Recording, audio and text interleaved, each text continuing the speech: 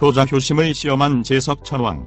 이 이야기는 부처님이 기원정시에 계실 때 그 어머니를 잘 돌본 어떤 사람에 대해 말씀하신 것이다. 그 사람은 서위성의 어떤 양가의 아들로 품행이 방정하였다. 그는 그 아버지가 세상을 떠나자 오로지 그 어머니를 섬기되 얼굴을 씻기고 양치질과 목욕을 시키고 발을 씻기는 등 모든 일을 맡아 하고 또 밥이나 죽을 가져다 먹여드렸다. 때에 어머니는 그에게 말하였다. 아가, 너는 이 밖에도 내 할 일이 많이 있다. 어디 적당한 곳에 장가가거라. 그 여자가 나를 돌보아 줄 것이니 너는 내 할 일이나 하도록 하여라. 어머님, 나는 내 이익과 행복을 위해 어머니를 돌보아 드리는 것입니다. 그러므로 다른 사람은 이렇게 하지 못할 것입니다. 그러나 우리 집 번영은 내게 달린 것이다. 어머님, 나는 가정생활을 원하지 않습니다. 이렇게 돌보아 드리다가 어머님이 돌아가신 뒤에는 나는 출가할 것입니다. 그 어머니는 되풀이에 권했으나 그 승낙을 얻지 못했으므로 억지로 비슷한 집에 어떤 여자를 며느리로 데리고 왔다. 그 시어머니의 뜻을 거역할 수 없어 그 여자와 같이 살았다. 그 여자는 그 남편이 놀랄 만큼 부지런히 그 어머니를 돌보는 것을 보고 그녀도 마음을 다해 시어머니를 돌보았다.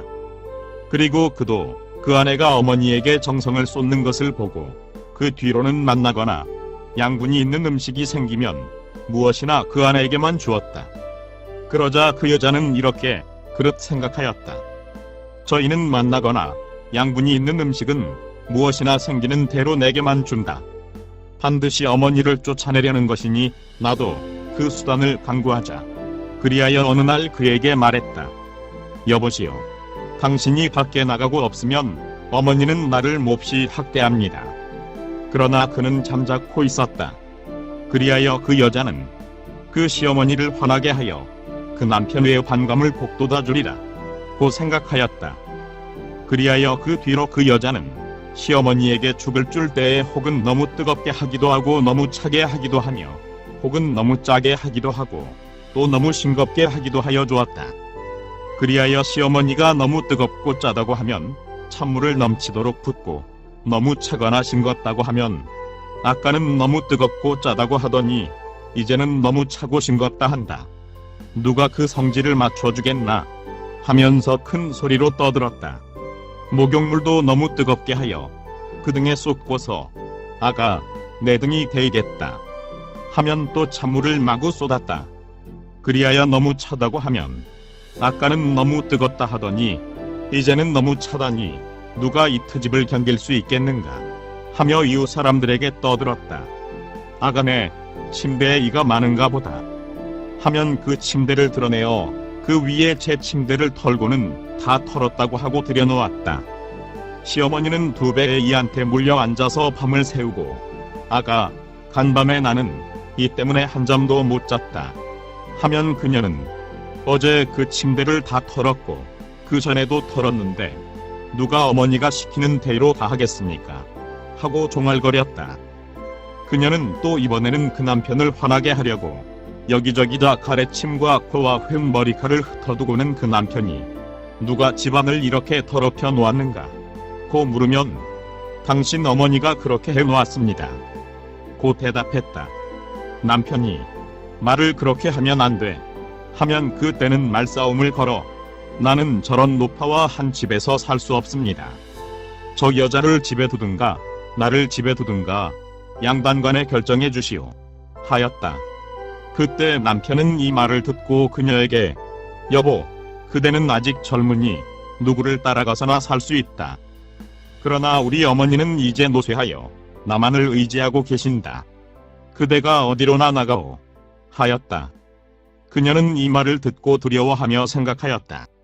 남편과 어머니 사이는 갈라놓을 수가 없다.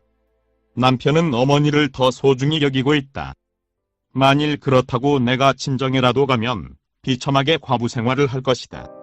차라리 이전처럼 어머니를 정성껏 들봐드리자. 그리하여 그녀는 이전처럼 오로지 어머니를 섬겼다. 어느 날 그 우바세는 설법을 듣기 위해 기원정사로 가서 부처님께 예배하고 한쪽에 앉았다. 부처님은 물으셨다. 우바세여, 부지런히 복업을 짓는가? 어머님을 섬기는 일에 만족하고 있는가? 부처님, 어머니는 내 뜻을 물리치고 한 여자를 데리고 왔습니다. 그런데 그녀는 이러이러해서는 안 될 행동을 했습니다. 부처님, 그러나 그 여자는 우리 모자 사이를 갈라놓지 못했습니다.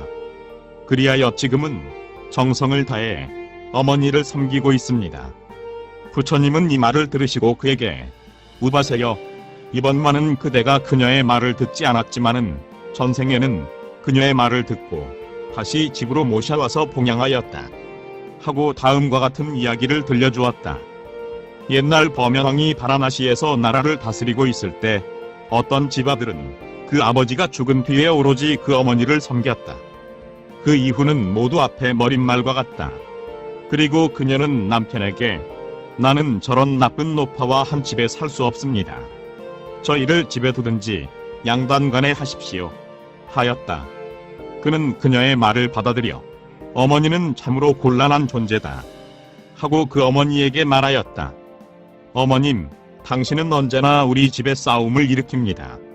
여기서 나가 어디든지 좋은 데 가서 사십시오. 어머니는 그렇다면 하고 울면서 그 집을 나와 어떤 친구의 집을 의지해 품팔이를 하면서 고생으로 살아가고 있었다. 그 시어머니가 집을 나간 뒤에 그 며느리는 아이를 배웠다.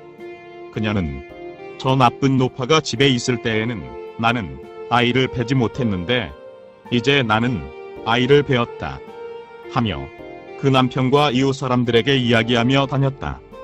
그 뒤에 그녀는 아들을 낳고 남편에게 말하였다. 당신 어머니가 집에 있을 때에는 나는 아이를 낳지 못했는데 나는 이제 아들을 얻었습니다. 이것으로 보아도 저 나쁜 노파의 성질을 알 수 있지 않습니까? 그 시어머니는 자기가 쫓겨난 뒤에 아들을 얻었다는 말을 듣고 혼자 생각하였다. 참으로 이 세상에는 법이 죽었다.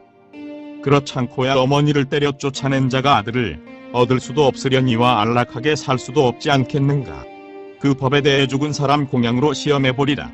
그리하여 어느 날 그녀는 깨가루와 쌀렙기, 수저 등을 가지고 송장을 흩어놓은 묘지로 가서 세 사람의 두개굴로 가마솥을 만들고 불을 피우고는 물에 가 머리를 감고 겉옷을 빨고 다시 가마 있는 곳으로 돌아와 머리를 풀고 쌀을 씹기 시작했다. 그때 보살은 제석천왕이었다. 실로 모든 보살은 게으르지 않다. 그래서 그는 마침 세간을 돌아다니다가 그 못내 괴로워하는 노파가 법은 죽었다 생각하면서 법에 대해 죽은 이를 공양하려는 것을 보고는 이제 힘을 보여주리라 생각하고 큰 길을 가는 바라문 형상으로 변하여 그녀를 바라보며 길에 내려가 그 곁에 서서 여보시오, 묘지에서 밥을 짓는다는 것은 좀체 있는 일이 아니요. 당신은 지금 그 깨밥을 지어 무엇하려는 것이요.